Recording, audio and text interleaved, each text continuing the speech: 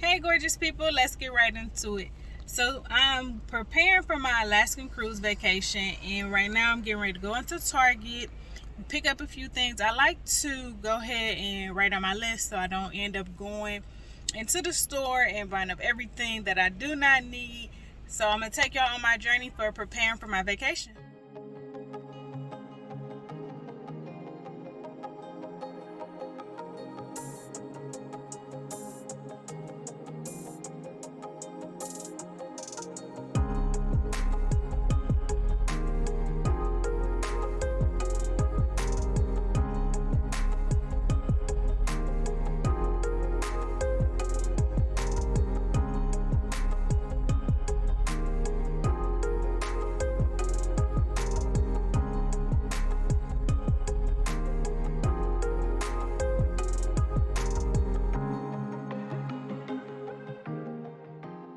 All right, y'all. So now I'm about to start packing. I like to put all my stuff out on the couch. Before I put everything in a suitcase, don't judge me. I know it looks a little disorganized, but this is the best way for me to pack for vacation. And we're going to go ahead and get right into it. All right, y'all. So this is one of my favorite things to take when traveling, especially on long flights. And this flight, I have a stop in Chicago and then from Chicago to Seattle, Washington. So it's going to be a pretty long flight. So this is my neck pillow. Is really nice. I got this off Amazon. And this here is for all of my toiletries, so like mouthwash, toothpaste, toothbrush, all of that type of stuff. I put that in here. It's a really nice little case. I'll show y'all. It has enough space so you can put everything in there. It even got this like little compartment that you can put additional stuff in there. And then while you traveling, if you want to go ahead and like hang it up, it got the nice little hook. So that is what I put all of my toiletry type stuff in there, especially like the liquid stuff. So if something was to spill, as far as like my perfume or my contact solution, all of that will be in here and my clothes won't get wet. This is something that I think is a must-have. It doesn't obviously have to be this particular brand, which is a Victoria's Secret little travel kit, but something so you can put your items in, and if it was to spill, then it won't get on your clothes. As y'all know, I went to Target, so I got the microbrand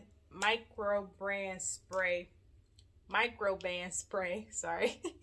I got this so I can spray the room down, make sure it's all disinfected and everything.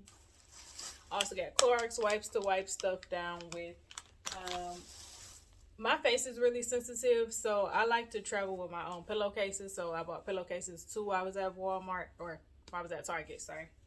And then I have these awesome like square bags, so you can kind of like section off your clothes. So like for the bigger bags, you can put like your jeans and sweaters and stuff in. And I'm saying jeans and sweaters even though it's summertime because I'm taking an Alaskan trip, so it's kind of cold over there. And they have them all in different sizes. So I really like these bags because it helps you compress your stuff so you won't have as much storage taken up in your suitcase. So it really helps with that. And then I always travel with my book bag. This is normally my personal item that I take onto the aircraft. I put all of my, obviously my wallet and my passport and stuff like that, and all of my electronics always go into my book bag. And then, as you can see, I'm not gonna pick that up, but that's just my hard case suitcase. I do like the hard shell cases, just because when people are throwing your luggage, sometimes it can tear if you got like the mesh type of suitcases. So with the hard shells, I don't really have to worry about that getting damaged or anything like that. So I really like that. And then I personalize mine so it's easier for me to recognize when I'm traveling.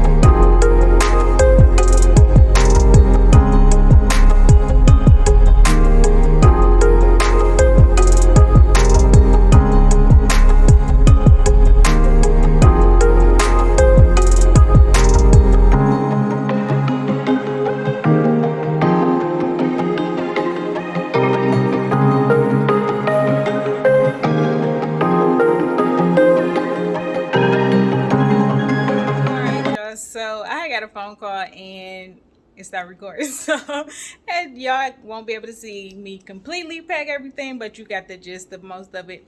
So I packed everything up. And as you can see, that outfit that's left is going to be the outfit that I wear on the plane. So I left that out, of course. Couch is now cleared. Book bag is packed. Suitcase is packed.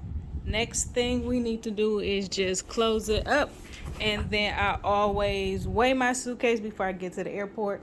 So there won't be any issue about how much it weighs and if I have to pay extra, because I refuse to pay extra. So we're gonna weigh the suitcase. I'm gonna show y'all that in a second, and then we'll be ready to go. I know I forgot to show y'all that I did check the weather. So as you can see here, the different ports that I'll be going to, I also have a list of the degrees and if it's possible for rain.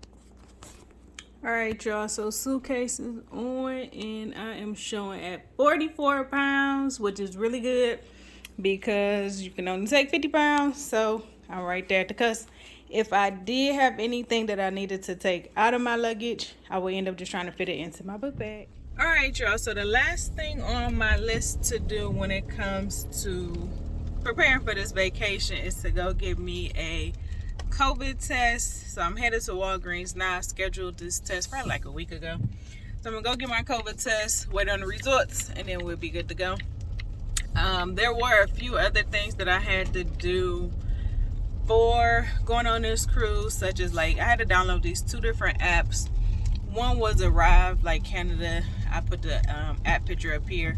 That one was because we have a port stop in Canada, and I have to be able to show my vaccination card, my passport, and my negative COVID test. So I'm gonna just go ahead and drop those documents into the app.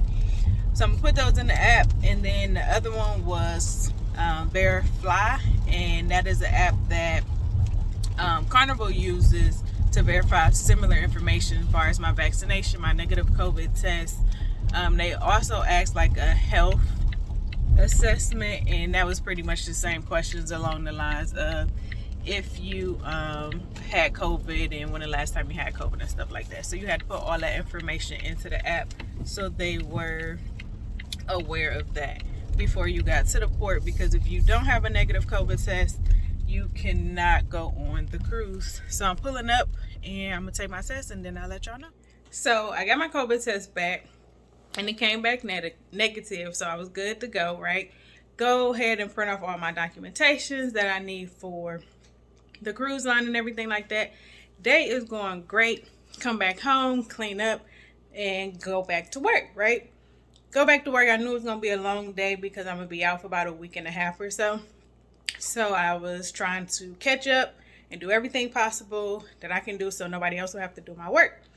And I'm sitting here working at 10:30 p.m. on a Monday night, and I get an email from American Airlines like, hey, your flight has been delayed by an hour, which is going to cause you to miss your connection flight in Chicago.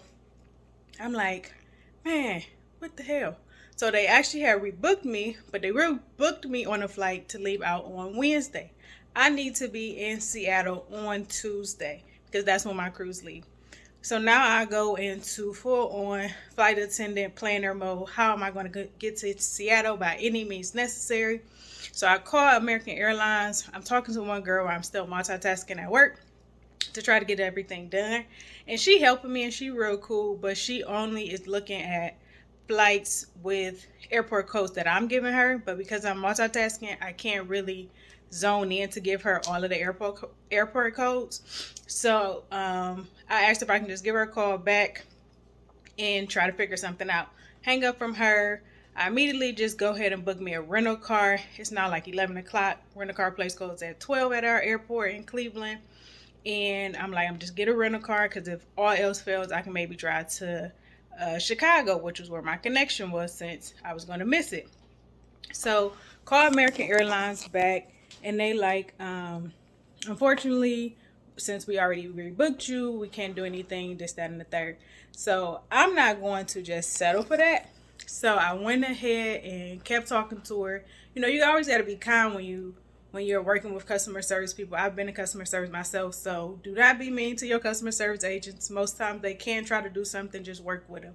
So as she is trying to look up different flight options for me, I'm now driving to the car rental place before they close to make sure I get a rental just in case, right? So I end up talking to her for over an hour and a half. She looking up flights, I'm looking up flights, and we end up finding me a flight out of Detroit, Michigan. So actually I'm getting ready to head out. It is now 2 o'clock in the morning on Tuesday morning, and I'm about to drive to Detroit because my flight leaves at 7. It's about a 2.5 hour drive from Cleveland to Detroit. So I should have plenty of time, which is better than driving to Chicago. So bags are packed. Hopefully nothing else happens between now and me getting to Detroit. I will take y'all on the road with me, and I'll check in a minute.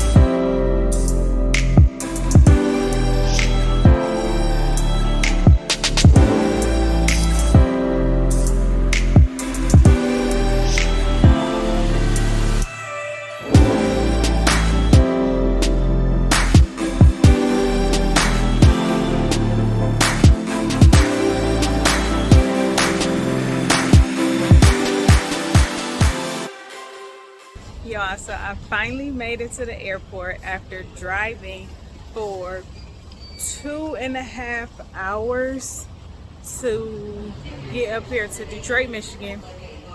No problems at all. Dropped off the rental car. Everybody was mad cool. Customer service has been great with American Airlines. Besides my flight getting delayed and me having to find another way, everything else has been good. So I finally made it here. Now it is time to get on my plane and head to Chicago, then off to Seattle. I'm so excited to be going on my Alaskan cruise. I will catch up with y'all once my cruise is over. So until next time, gorgeous people, go out there, make memories that will last a lifetime.